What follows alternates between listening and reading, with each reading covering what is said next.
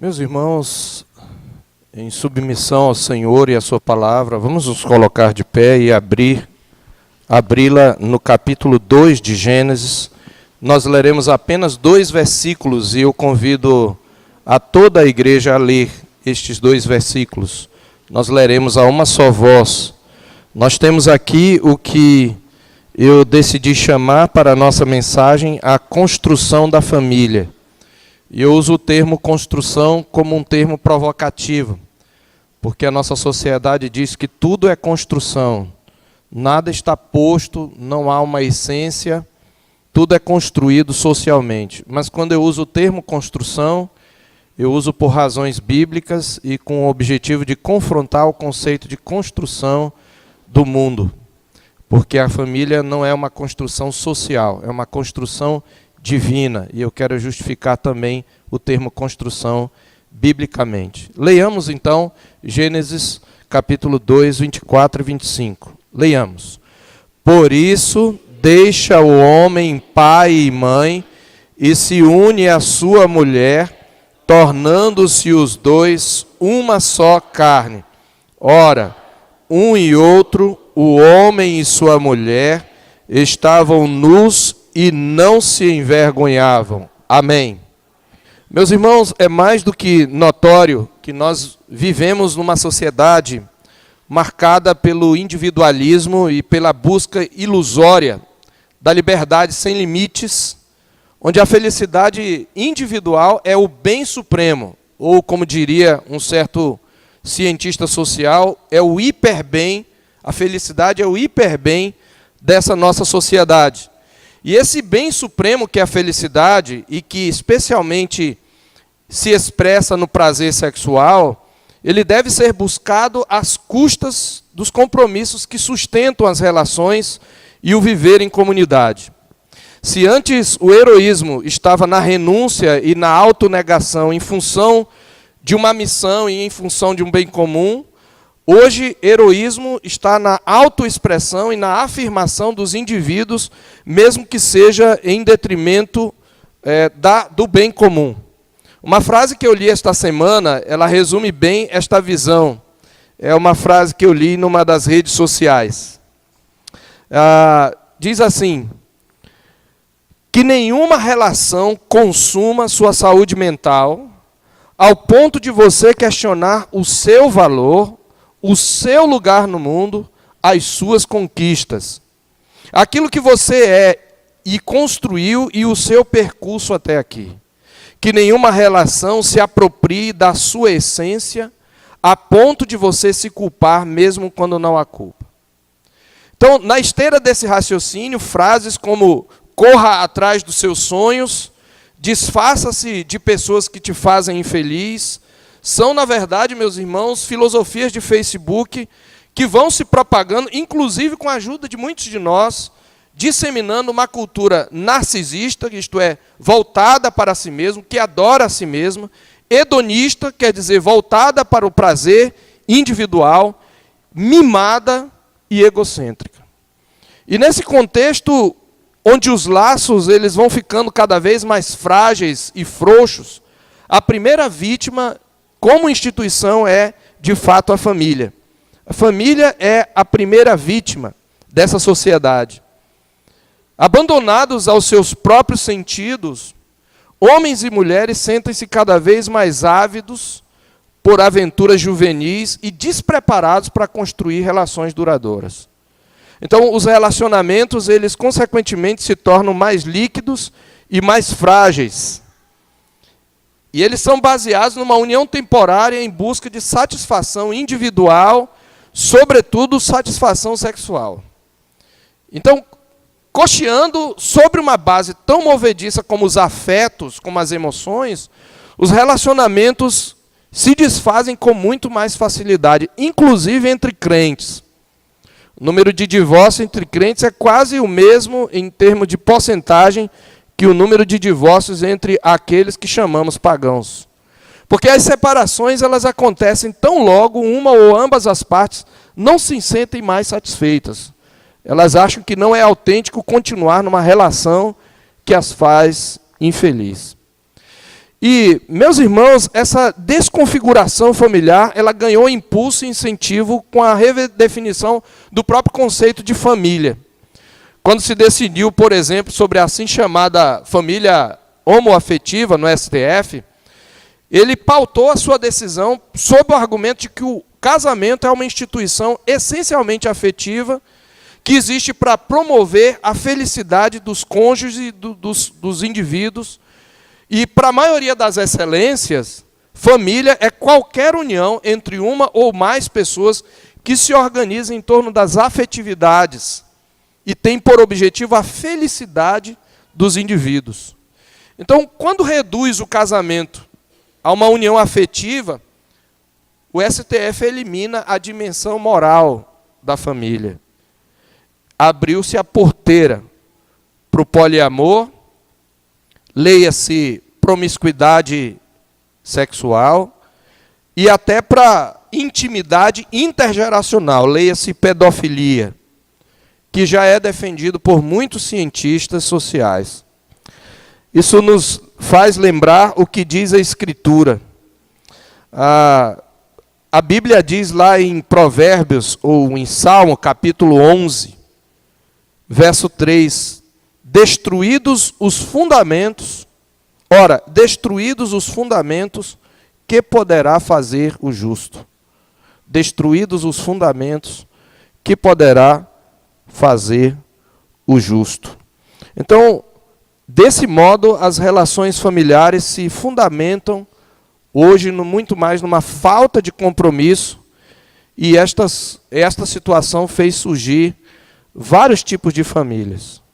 Famílias chamadas recompostas, de filhos advindos de outras relações, de relações anteriores, que é o resultado da banalização do divórcio.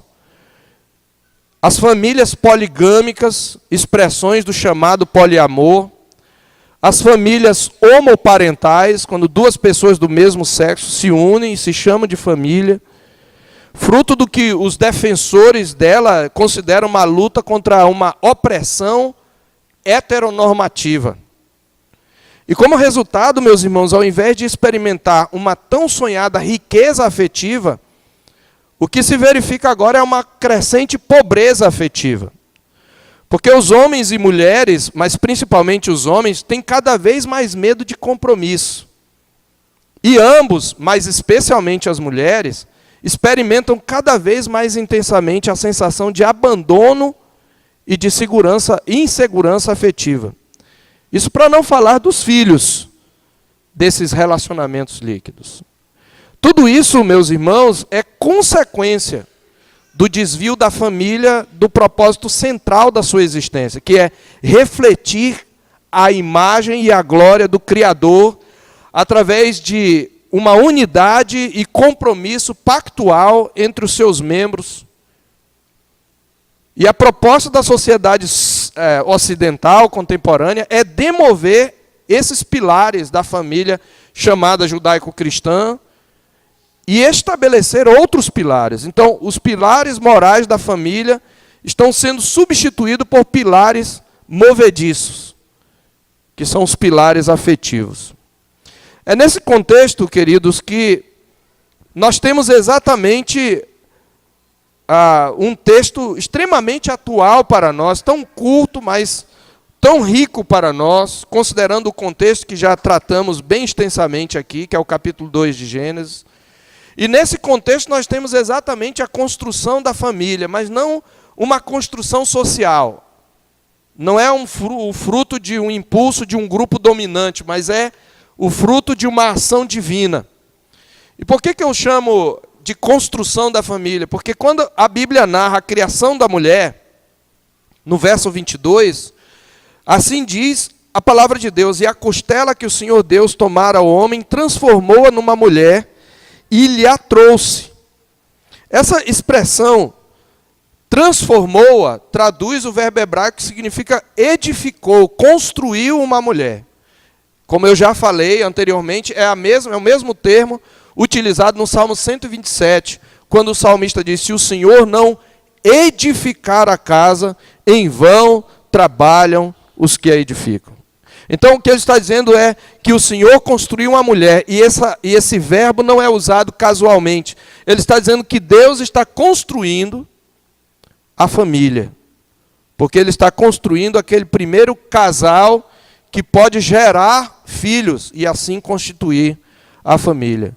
Então nesse texto nós temos exatamente a construção criacional da família, a família tal como Deus a planejou. E obviamente isso começa com o casamento.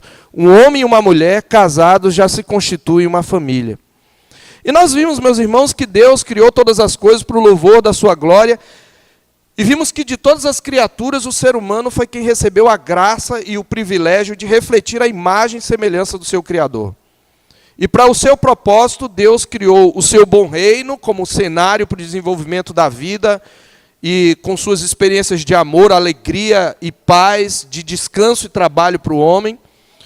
Ele fez um lugar que fosse um encontro das necessidades humanas, um lugar cujo nome significa prazer, delícia, felicidade, é isso que significa Éden, para que todas as potencialidades dadas ao homem e à mulher pudessem ter expressão total e perfeita, a fim de que eles glorificassem a Deus, desfrutando de um relacionamento prazeroso com o seu Criador e refletindo o Criador uns para os outros, como vice-regentes de Deus. Nós fomos criados para refletir aquele que nos criou e desfrutar de comunhão com Ele. Nossa identidade não está em nós, não está em nossos afetos, ela está no propósito para aquilo que nós fomos criados. Ela está no próprio Criador. Como disse um certo pregador, Deus fez o mundo temporal com este propósito de se manifestar através das estruturas do mundo. Este, portanto, é o propósito do casamento e da família. E para cumpri-lo, Deus definiu claramente qual é a estrutura da família e estabeleceu uma direção para a família. Você sabe que estes versos 24 e 25, eles são o epílogo, ou a moral da história da criação da mulher, que é a história do primeiro romance. Deus olhou para o homem e disse, não é bom que o homem esteja só, ele não está completo, a humanidade não está completa, ele não tem, nessa condição, ele não tem condições de crescer, multiplicar-se e espalhar minha imagem. Eu tenho que fazer para ele uma ajudadora que lhe seja correspondente. Como nós vimos, não só no verso 18, mas no próprio verso 20, o próprio homem sente essa solidão, ele sente que algo lhe falta. E então Deus o faz dormir, tira uma de suas costelas e dela constrói uma mulher. E como pai da noiva, ele traz a mulher ao homem. Verso 22, ele lhe a trouxe. Eu fico imaginando aqui Adão despertando do sono e de alguma maneira Deus levando Eva. Deus, na verdade, é invisível e é espírito. Mas Adão tem tal comunhão com Deus que ele nem precisa ver a Deus. Ele sabe que Deus está trazendo uma mulher, uma noiva para ele. E assim, então, nós temos a ordenança do casamento. Ele diz, por isso, deixe o homem pai e mãe e se une à sua mulher, tornando-se os dois uma só carne. Então, meus irmãos, nesta exposição nós analisaremos os princípios gerais do relacionamento conjugal, tratando dos aspectos que formam o que nós poderíamos chamar de tripé do casamento. Os 3 pilares do casamento estão aqui neste verso 24. E é por isso que isto é reverberado por toda a Escritura, e Jesus vai usar isto, inclusive, lá em Mateus 19. Mas em várias passagens, esta passagem é citada e é lembrada. E os 3 pilares do casamento edificado por Deus, eles se encontram exatamente nesta narrativa. E eles se resumem exatamente nessas 3 orações. É um período com 3 orações. Por isso, primeiro, deixa o homem pai e mãe. Segundo, se une à sua mulher. E terceiro, e serão os dois, tornando-se os dois, uma só carne. Essas 3 frases, meus irmãos, resumem os 3 pilares do casamento. Um casamento, para ser legítimo e para ser aprovado por Deus, ele tem que ter esses 3 pilares. E esses 3 pilares se resumem nas 3 ações, mas eu quero resumi-lo em 3 palavras.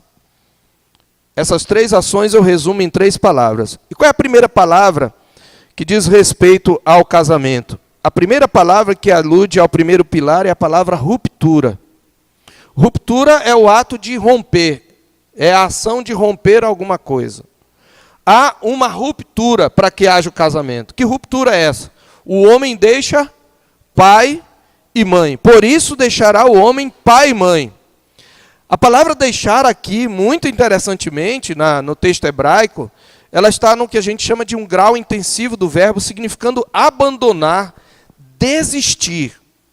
Ela traz a ideia mesmo de uma ruptura.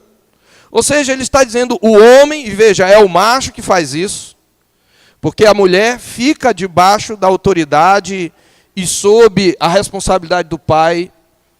De fato, esse deveria ser o caso, mesmo adulta. Isso não quer dizer que ela não pode trabalhar e ter uma profissão e ajudar em casa. Mas o homem é que se desprende do lar, e que sai do lar, e que se desliga, que corta o cordão umbilical e vai até a mulher. E, obviamente, ela vai cortar o cordão umbilical quando se une com ele. Também em relação à sua família. Isto é ruptura.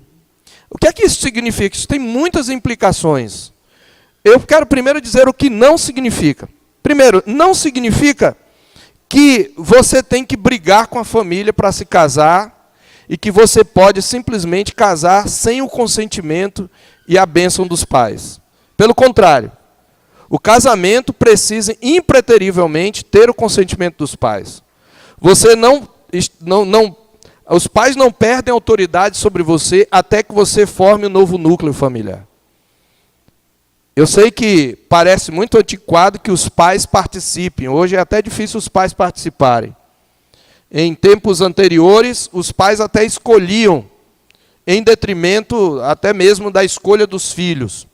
E muitos questionam esse estilo como uma coisa ruim. Mas a pergunta é, quem é mais competente para escolher o melhor cônjuge para você? Você que é um jovem, não tem experiência de vida, mal saiu das fraldas, ou os seus pais que já tiveram uma vivência de vida, que conhecem pessoas com mais facilidade que você, em tese, e que amam você. Você pode dizer, não, mas tem pai que escolhe por interesse, e você acha que tem pessoas, hoje mesmo sem o consentimento dos pais, que não têm interesse. Não tem casamento de interesse hoje, só na sociedade antiga. Então, por causa dessa base afetiva, então diz, eu tenho que gostar. Eu não estou dizendo que você não deve participar, eu não estou dizendo isso. Mas eu estou dizendo que nós precisamos inserir os pais nessa escolha. E a palavra deles deve ter um peso máximo. Eu me lembro de um casal de missionários, uma coisa muito interessante, que eles foram os primeiros a paquerar o seu futuro genro. Achei muito lindo isso. Eles já estiveram aqui entre nós, eles são missionários de uma missão, e nessa missão eles encontraram um jovem que trabalhava liderando outros jovens, ele era solteiro. Eles observaram como aquele jovem liderava o grupo, a responsabilidade, o respeito que ele tinha, o compromisso com Deus, e eles um dia chegaram para o jovem e disseram, olha, nós temos uma filha, ela mora lá no Brasil, e nós gostaríamos de apresentá-la a você. Você não gostaria de conhecer? A gente tem uma impressão que você vai combinar com ela. E ele quis conhecer, e de fato conheceu. Eu tive o privilégio de acompanhá-los num breve aconselhamento pré-conjugal. E eles se casaram e estão juntos servindo o Senhor na missão. Como isso soa antiquado, mas nós teríamos casamentos muito mais sólidos se nós ouvíssemos mais os nossos pais. Então, não significa que você tem que casar sem o consentimento dos pais. Segundo, não significa que você vai cortar totalmente o contato com a família. Então você não vai simplesmente, depois de casar, esquecer que você tem pai e mãe. Você tem que manter, de alguma maneira, os vínculos com os pais ou com os sogros. Lembrando que quando você for visitado, você não vai na sua casa, você vai na casa da sua mãe e do seu pai, né? Eu vou lá em casa. Não, corrija. Qualquer cônjuge aí, seja o marido ou a mulher. Eu queria ir lá em casa. Em casa, você está em casa, meu filho. Você vai na casa da mamãe. Certo? E claro, lá você se sente em casa, num sentido. Mas não é a sua casa mais. É agora a casa da sua mãe e do seu pai. Então não significa que você deve cortar laços, você tem que se reunir. E terceiro, não significa que os filhos também devem desamparar os pais na velhice. O filho não pode negligenciar o pai quando está idoso e precisa dos seus cuidados. E o cônjuge precisa entender isso e ajudar no cuidado. A Bíblia diz que amparar os progenitores é uma expressão de temor a Deus e de reconhecimento pelo que eles fizeram por nós. Isso está lá em 1 Timóteo, capítulo 5, versos 3 a 4. O apóstolo Paulo está instruindo a Timóteo sobre as viúvas. Ele diz: honra as viúvas, verdadeiramente viúvas. Quem são as verdadeiramente viúvas? Aquelas que não têm filhos nem netos para cuidar delas, além de ter perdido o marido. Ele diz: mas se uma família tem viúvas, se uma família de crentes tem viúvas, eles aprendam a exercer piedade primeiro para os da própria casa e recompensar os progenitores. E ele diz que quem não tem cuidado dos seus tem negado a fé e é pior do que os descrentes. Paulo, inclusive, diz para Timóteo que a igreja não deve sustentar essas viúvas que têm filhos e netos crentes, mas ela deve exortar, a liderança deve exortar esses filhos. Então, filho, você que casou, você tem que cuidar da sua mãe e do seu pai na sua velhice.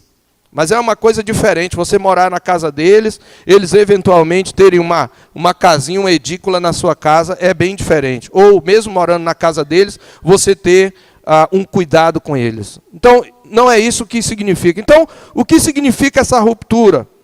Certo? O que é que isso significa? Primeiro, deixar pai e mãe significa independência. Aqui nós temos para alguns casais, com quem eu já falei, uma certa revisão, mas vai ajudar você a reforçar alguns pontos. Independência. Então você tem que, para deixar pai e mãe, você tem que ser independente. E esse é um problema na nossa sociedade. Porque nós vivemos um fenômeno que a gente chama de adolescência estendida. Tem filhos que querem casar, mas não querem sair de casa.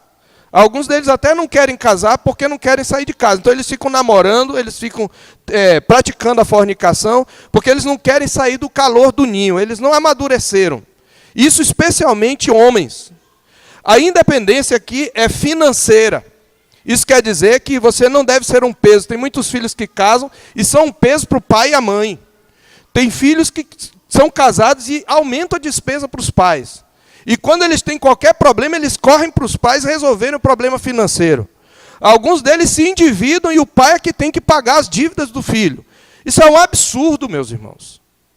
A palavra de Deus diz que você tem que deixar pai e mãe. Isso quer dizer, você tem que ter capacidade de sustentar uma família. Especialmente os homens, têm que ser provedores de uma família. Então, homens, a Bíblia diz, eu não me lembro agora a passagem, não vou abrir lá, mas existe uma passagem de Provérbios que diz assim: cuida da tua lavoura lá fora, apronta o teu campo e depois edifica a tua casa. Então, independência é financeira, mas também é habitacional. É muito comum também se construir, é claro que existem famílias estendidas, mas, em geral, você morar com pai e mãe é muito complicado. Eu fiz uma pesquisa breve entre casais da igreja com quem eu fiz um curso de casais, aqui mesmo, há alguns anos, e dos 3 pilares eu perguntei qual é o mais complicado e com o qual você tem tido mais problemas. De longe foi esse da ruptura. Muitos casais casaram, moraram com os pais e tiveram muitos problemas. E não precisa o pai ser um ímpio, nem a mãe ser uma megera, mas sempre há um problema, há uma disputa, é difícil para eles se desvencilharem dos filhos. E aqui, especialmente para as mulheres. As mulheres principalmente, por isso que você não tem muito mito da sogra, mas você tem do sogro, mas tem da sogra. E eu não estou dizendo que toda sogra é ruim. Eu particularmente considero a minha sogra uma mãe. Uma mulher que sempre respeitou a liberdade do meu casamento. Mas, em geral, a sogra tem essa visão porque a mãe ela acaba disputando com... Ela fica achando que a mulher não está cuidando direito, então ela vai lá interferir de alguma maneira. Então, não tem independência. Tem que ter independência habitacional. Se você puder morar numa outra casa, melhor. Eu nunca esqueço de uma história já conhecida dos irmãos aqui, de um primo meu que ele casou e a sua sogra tinha uma casa no mesmo bairro, bem próximo, mas não era nem a mesma casa. E ela diz: olha, eu tenho essa casa aqui que eu alugo, mas como vocês estão precisando agora, eu quero ceder para vocês, para usufruto, enquanto vocês não podem comprar uma para vocês. Só que, na primeira semana, a sogra foi visitar a casa. E ela viu a arrumação lá e ela disse, filha, olha, isso aqui não está direito, essa cortina aqui está muito feia. Vamos colocar uma outra cortina aqui, esse sofá. E ela começou a mudar. Cada semana que ela ia, ela mudava uma coisa de lugar. Um dia o marido chegou e viu uma outra casa. E ele disse, meu bem, o que você fez? Não, é que cada vez que a mamãe vem aqui, ela bota num outro lugar. E às vezes o filho é assim, o pai é assim, esquece até que o filho casou. Meu irmão, minha irmã, você que é pai, quando o filho casar, você perde totalmente a autoridade sobre ele. Pode ser um conselheiro, caso ele lhe consulte, mas você não tem mais autoridade. E tem pais que são assim. E aí eles resolveram falar com a mãe dela. Sentaram-se com ela e disseram, olha, nós somos muito gratos pelo favor que a senhora nos fez, nos cedendo a sua casa, que a senhora sempre aluga, mas a gente está incomodado, porque a casa não tem mais a nossa cara. Cada vez que a senhora vem, a senhora dá uma sugestão, e a gente decidiu que a gente quer arrumar a casa do nosso jeito. A gente não quer que a senhora leve a mal, mas a gente gostaria de fazer isso, e nós vamos rearrumar. Ela falou, tá bom, e saiu. E na semana seguinte, ela chegou para a filha e disse, olha, eu vou precisar alugar minha casa.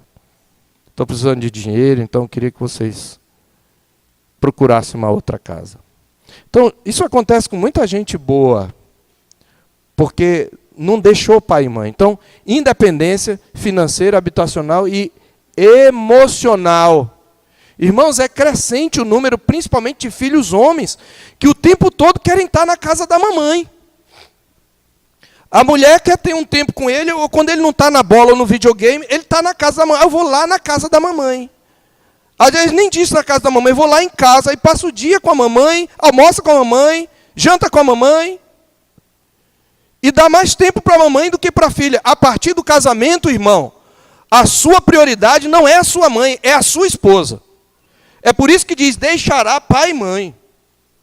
Agora, é claro que eu não estou dizendo que você vai cortar, por isso que eu falei no início o que não significa. Mas você tem que ter uma independência também emocional. E isso vale para as mulheres também. Não pode a primeira briga correr para o papai e a mamãe. Aliás, eles são os últimos conselheiros numa briga, porque eles vão, de alguma maneira, entrar na jogada e eles vão querer defender o filho. Vão querer defender. O filhinho deles, o filhinho da mamãe, ele é a vítima, sempre. Ela até pode dizer assim, não, eu sei que meu filho tem defeito, mas quando uma mãe fala isso, eu digo, já acabou. Ela colocou só como uma introdução retórica. Porque o filho não deixou pai e mãe. Mães e pais, especialmente, se o seu filho casou, largue o seu filho. Deixe-o viver a sua vida, tomar suas decisões com a esposa dele e só ore. Não interfira na educação. Isso nos leva a um segundo significado de deixar pai e mãe, de ruptura, que é a autonomia. Independência e autonomia são irmãs gêmeas. Autonomia quer dizer governo próprio, ou seja, o deixar pai e mãe é ordenado por Deus para promover o novo núcleo familiar com governo próprio. Esse é o padrão estrutural divinamente estabelecido para a construção da família. E aqui eu quero dar pelo menos duas aplicações práticas do princípio. Primeira aplicação, preste bem atenção.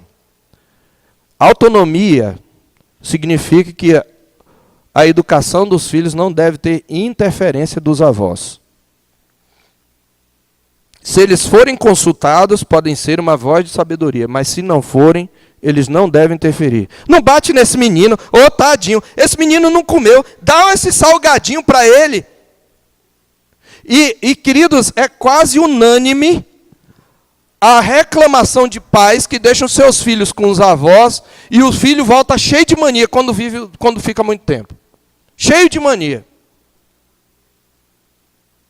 Então, a interferência, essa é a aplicação, a interferência de avós, parentes e até outros, como amigos, é um dos fatores que mais trazem prejuízo para a educação de filhos. Eles ficam com referenciais diversos e confusos.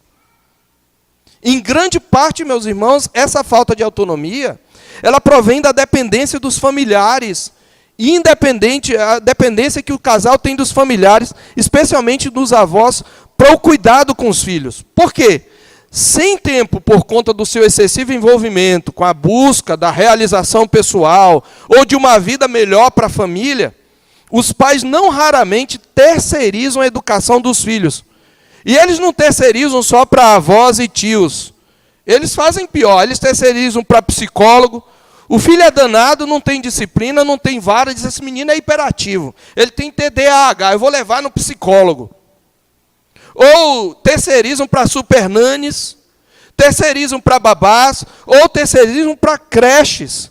E tem pai que terceiriza para o aparelho celular, porque quando ele está em casa ele não quer ser perturbado, então ele joga o celular na mão do menino. Diz: não, mas é um joguinho inocente, eu vi aqui. Isso também é uma forma de você alimentar a sua própria preguiça de ter um tempo com seus filhos. E aí você perde a autonomia. Então, o tempo investido em treinar os filhos, em educar os filhos no temor do Senhor, é escasso e, algumas vezes, quase nulo. Isso gera o quê?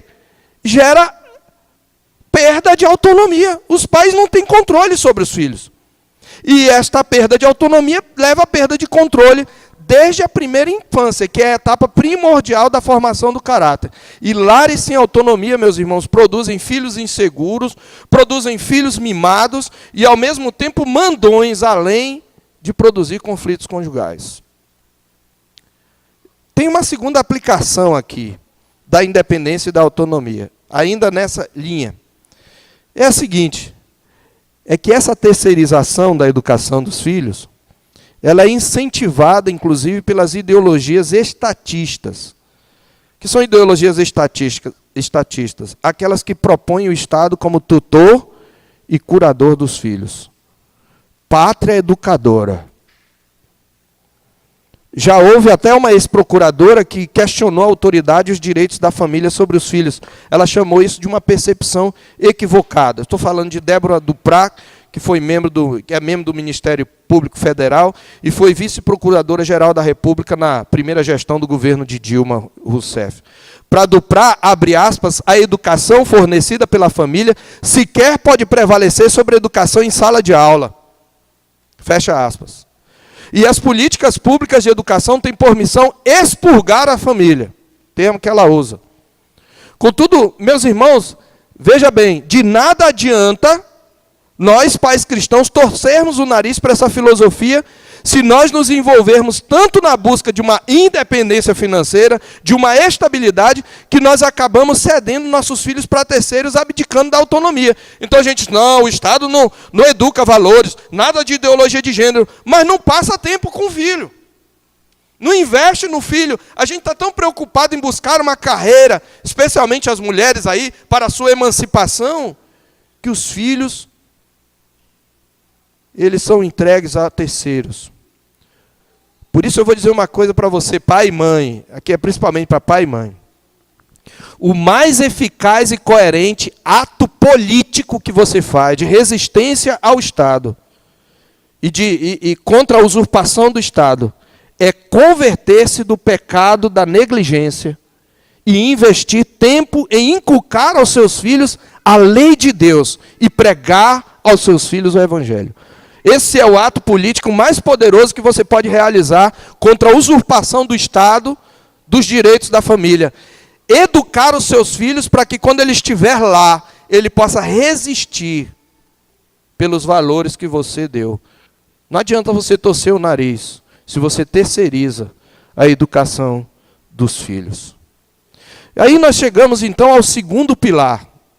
E o segundo pilar pode ser resumido na palavra aliança. E eu diria que esta palavra, que está aí no verso 24, ela é subentendida, na verdade. Por isso deixou-me pai e mãe e se une à sua mulher. Essa frase, queridos, ou esse termo aliança, descreve a essência do casamento. O casamento é uma aliança. O casamento não é um contrato. No contrato, as partes são livres quando uma parte é livre, quando a outra descumpre a sua parte. Mas não é assim na aliança.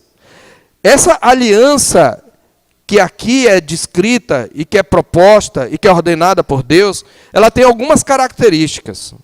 A primeira delas, ela é binária e heteronormativa na sua composição. E eu estou usando aqui termos mais contemporâneos. Ela é binária, é macho e fêmea. Por isso deixa o homem pai e mãe e se une à sua mulher. Veja, o pacto ou aliança que dá início à família é entre um homem e uma mulher. Não é possível de outra forma. Somente existe a união sexual entre um homem e uma mulher. Só essa união pode reproduzir o ato criador na geração de uma prole e no crescer e multiplicar. Então ela é heteronormativa e é binária, macho e fêmea. Conforme já disse um autor desconhecido, Deus não criou. Se Deus quisesse a poligamia, ele teria criado um harém, não Eva. Mas ele não criou um harém, ele criou uma mulher para Adão. Mas não só isso, um outro autor diz, Deus criou Adão e Eva, ele não criou Adão e Ivo. Nem criou Eva e Ada. Foi Adão e Eva. Por isso, uma união sexual chamada homoafetiva, ela é incompetente para obedecer à ordem e desfrutar da bênção. Crescei, multiplicai-vos e enchei a terra. Então, essa aliança ela é binária e heteronormativa. Em segundo lugar, ela é unilateral e incondicional em seus compromissos. Espera aí, pastor, não é uma aliança de duas pessoas, como é que é unilateral? Eu estou dizendo que quando você, marido, faz um compromisso com aquela que você une em aliança, o compromisso que você fez não está condicionado ao que ela faz com o compromisso dela. O compromisso que você fez está ligado à palavra que você empenhou.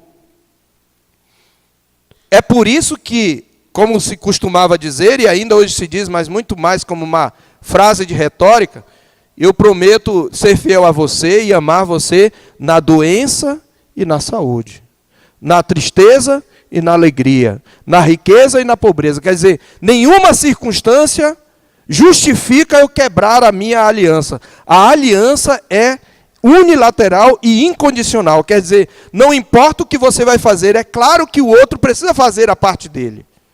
Mas o que eu estou dizendo é o meu compromisso de amá-lo, o meu compromisso de ser um bom marido, não depende dela ser uma boa esposa. É por isso que a gente tem que escolher bem. Mesmo que a minha esposa seja uma megera, eu tenho que ser um bom marido para ela. Mesmo que o meu esposo seja um jumento, eu tenho que ser uma boa esposa para ela. Porque eu fiz um pacto perante Deus, e é um compromisso com minha própria palavra diante de Deus. Esta é a natureza da aliança, queridos. Mas além disso, em terceiro lugar, essa aliança, ela é indissolúvel em seus efeitos legais. A palavra unir aqui, ela traz a ideia de formar uma só peça. Pode ser traduzida por colar, grudar, fincar, cimentar, aderir. Jesus cita essa passagem em Mateus 19. Quando os fariseus chegam até ele, diz, é lícito ao homem repudiar a sua mulher por qualquer motivo? É lícito a ele divorciar-se de sua mulher? Jesus diz, não tendes lido desde o princípio. Eles vão citar Moisés para Jesus. Mas Jesus cita Moisés antes dele, porque é a Moisés que se atribui o Gênesis.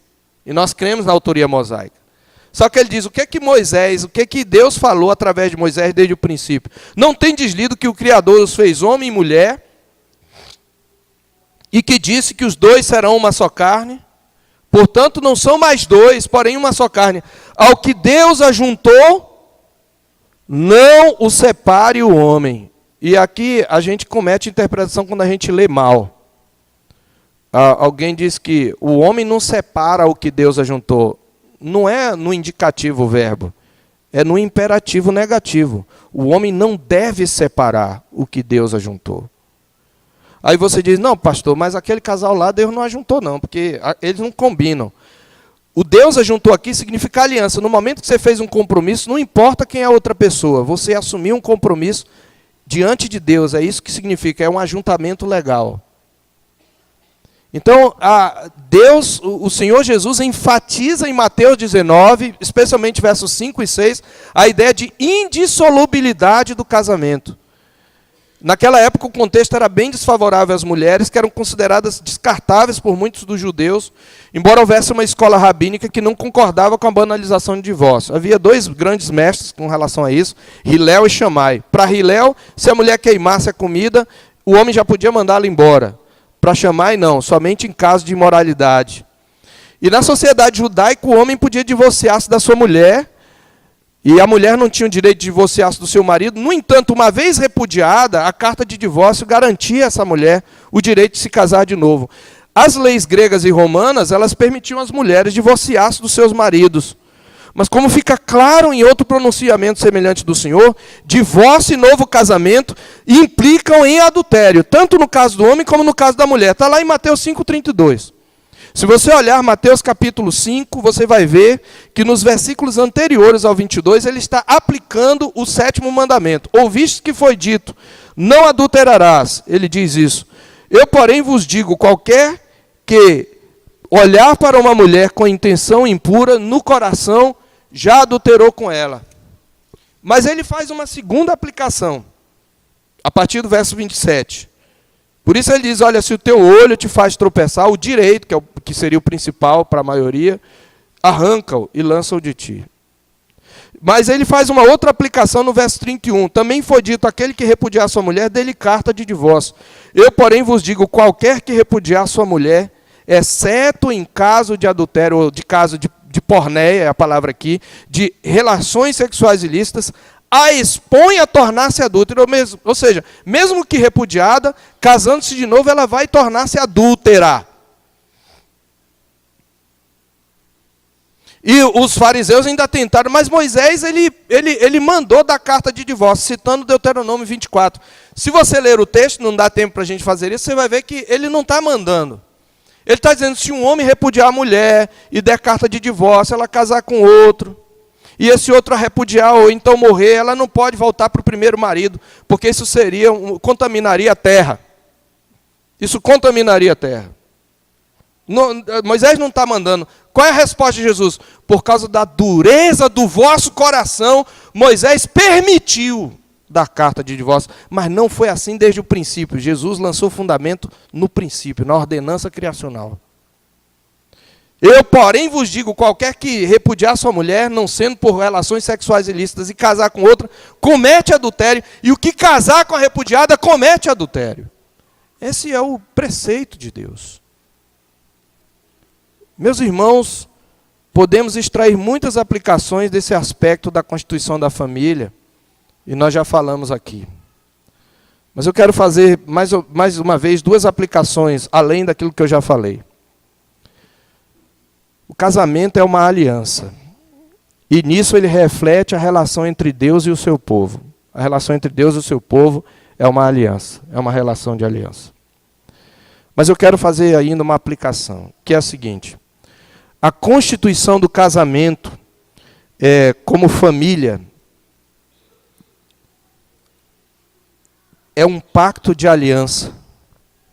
E como aliança é o aspecto distintivo da imagem de Deus na humanidade. Porque como tal, meus irmãos, o casamento reflete a relação de aliança entre Deus e a humanidade, e entre Deus e o seu povo. É por isso que tanto no Antigo Testamento como no Novo Testamento, a relação entre Deus e o seu povo é descrita frequentemente em termos da relação de casamento. Em Jeremias capítulo 3, verso 1, só para citar algumas poucas passagens, em Jeremias capítulo 3, verso 1, Deus está falando contra a infidelidade de Israel e ele o trata na figura de uma esposa infiel. Ele diz, citando Deuteronômio 24, se um homem repudiar sua mulher, isto é, divorciar-se dela, e ela o deixar e tomar outro marido, porventura aquele tornará a ela, o primeiro marido tornará a ela, não se poluiria com isso toda aquela terra, de toda aquela terra? Ora, ele fala para Israel, tu te prostituíste com muitos amantes, mas ainda assim, torna para mim, diz o Senhor. Que marido é este? Que olha para essa mulher adúltera Israel e diz: ainda assim, torna para mim. Em Oséias capítulo 2, a partir do versículo 26, a palavra de Deus diz assim, a partir do verso 16: naquele dia, diz o Senhor, falando de Israel, ela me chamará meu marido, e já não me chamará meu Baal. Da sua boca tirarei os nomes dos Baalins, e não mais se lembrará desses nomes.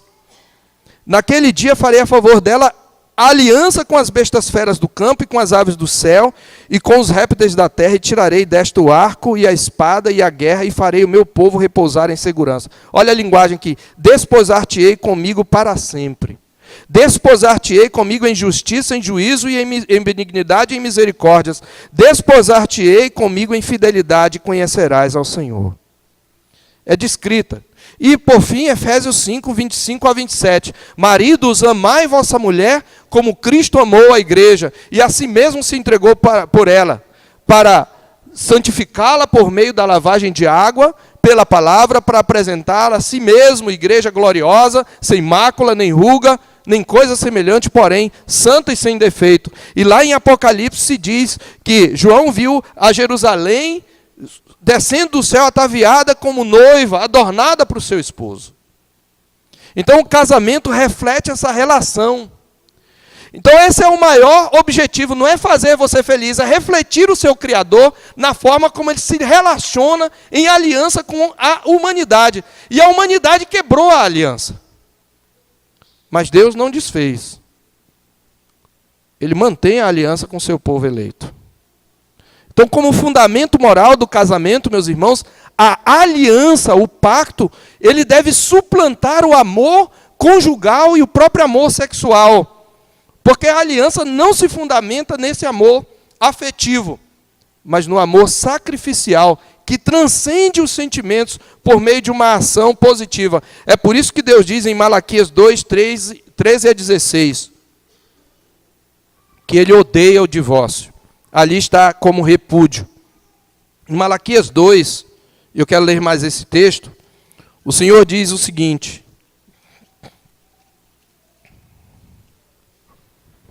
ainda fazeis isto, cobris o altar do Senhor de lágrimas, de choro e de gemidos, de sorte que ele já não olha para a oferta, nem aceita com prazer da vossa mão. Está dizendo aqui, Deus não aceita o culto de vocês. Vocês estendem a mão, vocês trazem a oferta, vocês até choram, mas Deus não aceita o culto de vocês. Por quê? Porque o Senhor foi testemunha da aliança entre ti e a mulher da tua mocidade, com a qual tu foste desleal, sendo ela tua companheira e a mulher da tua aliança. Verso 16, porque o Senhor Deus de Israel diz que odeia o repúdio. Aqui, repúdio é divórcio. O Senhor odeia o divórcio e também aquele que cobre de violência as suas vestes, diz o Senhor dos exércitos. Portanto, cuidai de vós mesmos e não sejais infiéis.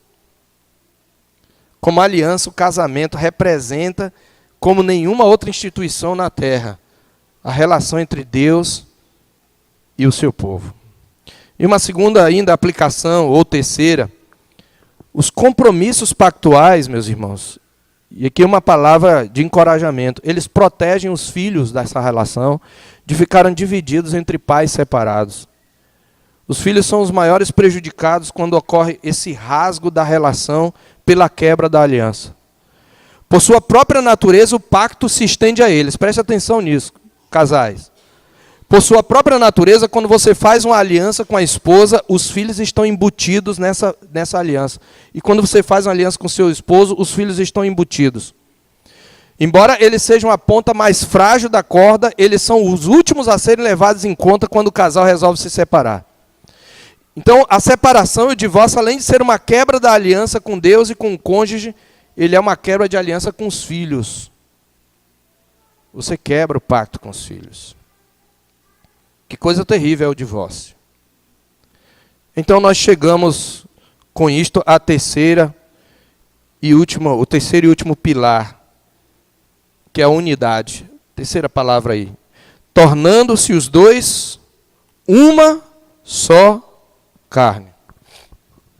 A expressão aqui, obviamente, é uma figura de linguagem, tomando a matéria, carne, pelo objeto, que é o homem e a mulher, significando tornando-se os dois uma só pessoa. Meus irmãos, Em nenhum outro relacionamento há um compartilhamento tão profundo e tão abrangente como entre o homem e sua mulher, porque eles partilham até os seus corpos. Os seus corpos se interpenetram, o côncavo e o convexo, o plugue e a tomada. Então, nesse sentido, a expressão uma só carne só se aplica à relação conjugal e traz algumas implicações.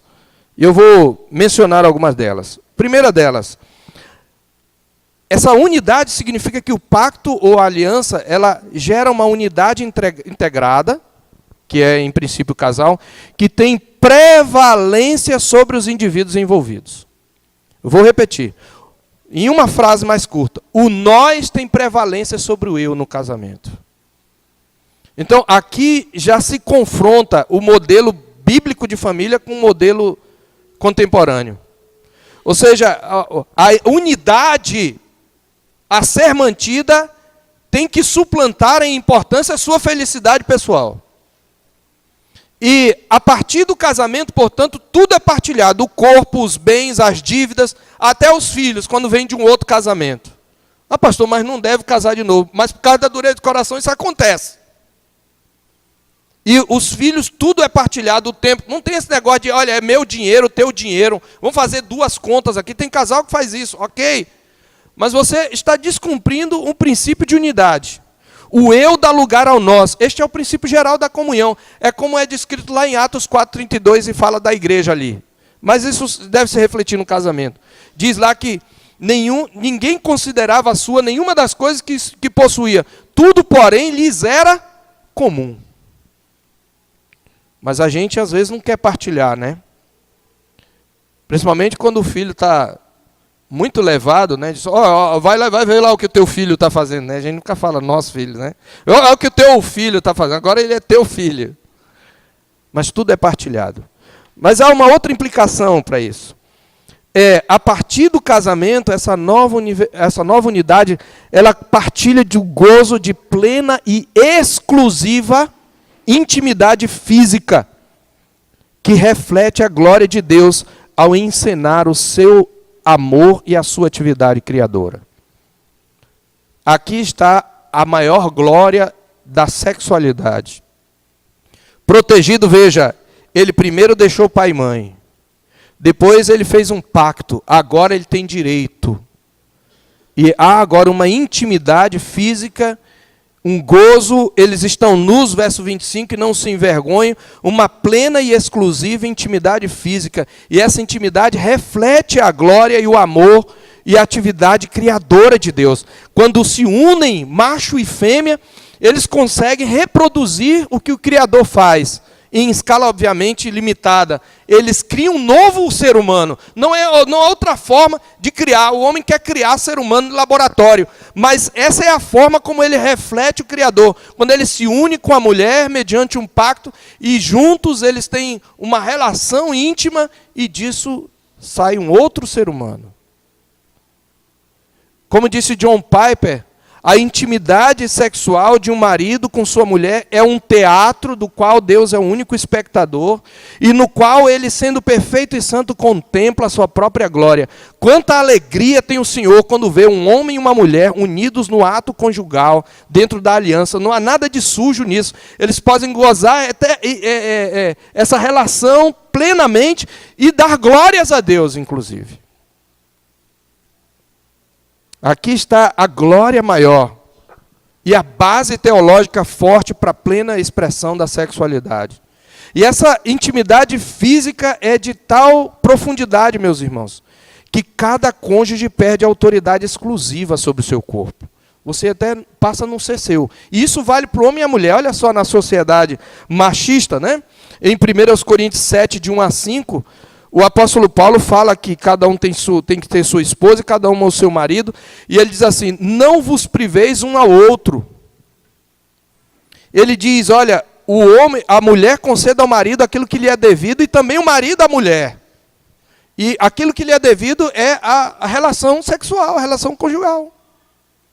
Ele fala, é uma dívida de amor, na verdade. Porque você, na aliança, prometeu ser dele. Você prometeu ser dela. E veja, isso é igual para homem e mulher. Aqui eles se igualam. Veja, ele diz, a mulher não tem direito sobre o seu próprio corpo, e sim o homem. Mas o que ele diz em seguida? Nem o homem tem direito sobre o seu próprio corpo, e sim a mulher. Veja, como é machista essa Bíblia, não é? Porque ele está falando num contexto machista, quando os romanos tinham pátrio poder, podiam até escravizar suas mulheres, ele está dizendo, você, marido, não tem poder sobre o seu próprio corpo. Então, há uma exclusividade nessa relação. Portanto, isso tem várias implicações. Primeiro, não estar sexualmente disponível é sonegar ao outro o que lhe pertence por direito adquirido. E foi você que deu, quando você fez a aliança. Certo? Não se esqueça, foi você que concedeu. Por isso o casamento construído por Deus é monogâmico. Você diz, mas lá em Israel muitos homens, até crentes, tiveram esposa. Jesus explica, por causa da dureza do vosso coração, não significa que Deus aprova. Mas tem outra implicação, essa exclusividade, é que o seu cônjuge não apenas deve ser o seu único amante, mas também a sua única inspiração ao romance e a sexualidade. Você deve olhar para o seu cônjuge e dizer como os noivos lá em Cântico dos Cânticos, né? Em Cântico dos Cânticos eles dizem, eu leio aqui especialmente o capítulo 2, versículos 1 a 6. Eu sou rosa de Saron. Aqui quem está dizendo não é Jesus, tá? É a esposa, no contexto. O lírio dos vales. E o esposo diz assim, quando ele olha a sua mulher e as donzelas, não importa o grau de beleza delas, como é que ele considera a sua esposa? Ele diz assim, qual lírio entre os espinhos, tal é a minha querida entre as donzelas. Você é uma flor, as outras diante de você são espinhos. Veja a inspiração. E no verso 3, a mulher, a esposa, responde, qual a macieira entre as árvores do bosque. Tal é o meu amado entre os jovens. Desejo muito a sua sombra e debaixo dela me assento, e o seu fruto é doce ao meu paladar. Deixa a coisa nesse ponto, porque Cântico dos Cânticos é para ser lido mais para casais mesmo. Mas ele está dizendo que o seu cônjuge deve ser a sua inspiração. Veja, você entrega à corrupção não apenas aquilo que não lhe pertence, quando você adultera. Você entrega à corrupção aquilo que pertence ao outro. E uma vez que os corpos se uniram como um só, é como se o outro também se deitasse com um estranho. É por isso que a Bíblia chama lá em Jó o adultério como um crime hediondo. Existe outra implicação, obviamente, essa unidade não implica só em unidade sexual, mas também em companheirismo. E isso é muito significativo, porque quando se diz que o marido é provedor do lar, não quer dizer que ele deve ficar ausente do lar, não. O apóstolo Pedro diz, maridos, vivei a vida comum do lar. Então, cuidado para você não usar mensagens anteriores. Mulher, eu tenho que ficar fora de casa, trabalhando, e você tem que ficar dentro de casa. Não, você tem que participar da vida do lar. Porque lá Pedro diz, vocês são herdeiros da mesma graça de vida. Então, há um companheirismo, não se limita apenas ao compartilhamento sexual, mas a parceria em todas as instâncias, há uma amizade. E é por isso, meus irmãos, que muitos casamentos terminam cedo, porque as pessoas querem namorar, elas não querem se conhecer. Elas querem trocar carícias, se estimular sexualmente. E aí não tem diálogo. Quando precisa do diálogo, elas sentem falta. Então, deve haver companheirismo. Há ainda uma outra implicação. Essa nova unidade também tem prevalência sobre todos os outros relacionamentos. Tanto os prévios de amigos, pais e colegas de trabalho, parceiro de bola, parceiro de videogame, como os futuros, incluindo aí os filhos, os novos amigos, os profissionais, o patrão. Por que filhos? Porque, meus irmãos, é muito comum o casal esquecer da relação quando chega um filho. A ordenança é deixa pai e mãe, mas não existe a afirmação deixar ao homem sua mulher. Isto nos leva a uma aplicação importante sobre algo que frequentemente passa despercebido ao casal. E a aplicação é a seguinte. Quando uma criança, e talvez alguns casais aqui estejam experimentando isso. Quando uma criança entra na vida do casal, é forte, meus irmãos, a tentação de se voltar toda a atenção para ela, negligenciando a relação conjugal. E atenção, mulheres, isso acontece especialmente com as mães. A mãe vive uma paixão com o filho que ela às vezes esquece o marido. Ela vai tirar foto no Facebook e tira só com o filho. Não tira com o marido. Eu pergunto, cadê o marido dessa mulher? Toda a agenda tende a ser planejada tendo em vista exclusivamente os filhos. Aí quando eles vão, tem a famosa síndrome do ninho vazio. Porque ao longo dos anos o casal, ele desaprendeu a viver um para o outro. Compreender e valorizar a prioridade da relação conjugal previne as crises geradas tanto na ausência como na presença dos filhos. O casal, mesmo com filhos, tem que ter um tempo para eles. Aí até vale a pena você deixar um tempinho na casa da vovó. Não é para terceirizar, não é para passar o dia inteiro. Mas a gente vai para o cinema, a vovó dá para ficar, ou um amigo ou uma amiga, fica lá. Eu me lembro que, certa vez, minha filha chorando, eu tinha que sair com a minha esposa, e ela chorando, disse, papai, por que eu não posso ir? Eu falei, pô, filho, porque agora o papai precisa ter um tempo a sós com a mamãe, a gente precisa namorar. E a gente precisa ter liberdade. Você quer que o papai e a mamãe continuem para sempre, marido e mulher? Eu quero, então esse é o preço, filho. Eu sei que dói, mas você vai acostumar. E ela acabou acostumando. E esse princípio, meus irmãos, ele não constitui uma desvalorização dos filhos, que a Bíblia chama de herança do Senhor, mostrando a riqueza que eles representam. Todavia, nós não podemos esquecer duas coisas importantes aqui. Preste atenção. Primeiro, os filhos são os ramos que brotaram da raiz da união conjugal. Eles são o fruto dessa comunhão plena. Ora, a raiz ela é mais importante, por definição, do que os ramos e do que os frutos, porque é a raiz que sustenta os ramos e não o contrário. Se você não cultiva a raiz, os ramos vão sofrer, os frutos vão sofrer. E segundo, os filhos só estão devidamente protegidos dentro da união integrada, formada pelo casal. E uma outra aplicação aqui, antes da gente chegar na conclusão, é que essa comunhão, essa unidade, ela implica cumplicidade no trato com os filhos. Isso significa que, pai, você não deve tirar a autoridade da mãe. Às vezes a mãe vai lá, bota um castigo no filho, ou proíbe uma coisa, o pai vai lá e libera. E parece que hoje os pais fazem isso mais do que as mães. Tem mais reclamação de mãe do que de pai sobre isso. E às vezes um fica brigando com o outro e discordando do outro na frente do filho. Aí o filho, já sei. Tem muito filho que é malandro, vai lá e diz assim, pai, deixa eu brincar lá fora. Não, filha, você já brincou o dia todo. Aí ela vai lá, na cozinha. Mãe, deixa eu brincar lá fora. Tá bom, filho. Aí vai. Pai, filho, eu não falei. Não, mas a mamãe deixou. Então, quando seu filho fizer uma pergunta, você diz assim, fizer um pedido, pedir permissão, você tem que dizer assim, você já falou com sua mãe? Não é para você jogar a autoridade para a mãe, não, mas é para saber. Aí eu já, falou o quê? Não. Eu me lembro de um amigo pastor que o filho dele falou isso. Pai, eu queria fazer isso. Ele disse, você já falou com sua mãe? Já. O que ela disse? Não. Ele disse, a próxima vez que você vier pedir, quando sua mãe disser não, você vai apanhar. Porque sua mãe disse não, é não. Se você discorda, mantenha a autoridade dela ou dele. Depois você discute, em particular. Mas mantenha a autoridade. Tem que haver cumplicidade. Isso é uma implicação da unidade. Na comunhão plena vivenciada pelo casal, os filhos vão ter um padrão. Eu quero então concluir, queridos, com alguns apontamentos. Primeiro, como nós vimos, o casamento é uma relação de aliança, de laço inviolável, de amor e de vida.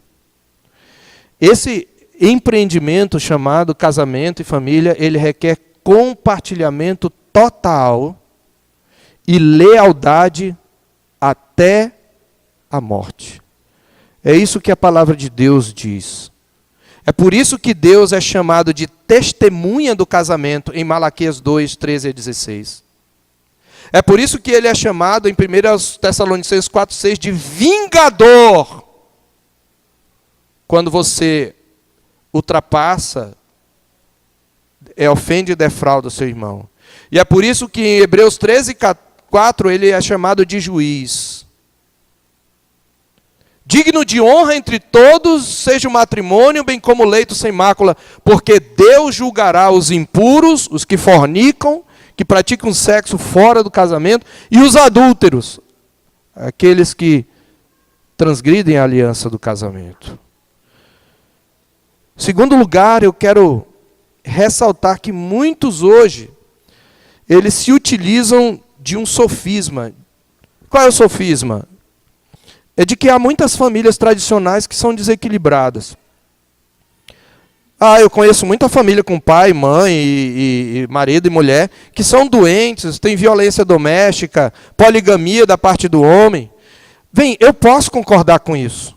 Mas o sofisma está em dizer que o problema nesses conflitos é a estrutura monogâmica e heteronormativa. Aí está o sofisma. Ou seja, os mesmos defensores da revolução sexual que carcomeu a família judaico-cristã por dentro, seduzindo a uma sexualidade promíscua, dizem, a família é assim porque ela é patriarcal. Todavia, o problema, meus irmãos, não está na estrutura. O problema está no desvio e na distorção que o pecado introduziu na estrutura e que se reflete na pecaminosidade dos seus componentes, dos seus indivíduos. Então você não terá algo melhor destruindo a estrutura e criando um novo modelo, novas famílias. Pelo contrário, algo pior surge no lugar. Qual é a base desse novo modelo de família, como nós já vimos, voltando à introdução? É a base afetiva. Eu pergunto, meus irmãos, você quer coisa mais volúvel, mais pueril, mais insegura do que os sentimentos humanos? Nossos afetos são inconstantes. E não somente isto, eles são contraditórios. Então nós estamos caminhando sobre bases movediças quando nós dizemos que a família é essencialmente uma união, uma instituição afetiva. E os efeitos destrutivos dessa erosão familiar estão bem diante dos nossos olhos e até dentro da nossa casa. A família, portanto, não é primariamente uma instituição afetiva constituída para fazer você, indivíduo, feliz. Embora, claro que uma das suas funções seja suprir emocionalmente os seus membros, ela não tem estrutura para suportar essa missão de fazer você feliz. O seu marido não tem estrutura, ele é pecador, ele é humano. E o seu conceito de felicidade está deturpado pelo pecado. Ele é egoísta. Por isso, meus irmãos, o casamento e, por consequência, a família é uma instituição primariamente de foco moral. Consequentemente, pensar que tudo na vida familiar deve se organizar em torno da afetividade leva a um reducionismo que negligencia outros aspectos que também são importantes. Um deles é o senso de compromisso e lealdade, que fortalece o caráter. Quando tudo gira em torno de se sentir bem, a família fica à mercê dos interesses egoístas dos seus membros. E isso gera fragmentação. É por isso que a decisão do STF, do ponto de vista do direito constitucional, quando se procura redefinir o casamento como uma instituição afetiva, ela se trata de uma usurpação do campo moral pelo campo afetivo. Há uma relativização na prática que desfigura a família.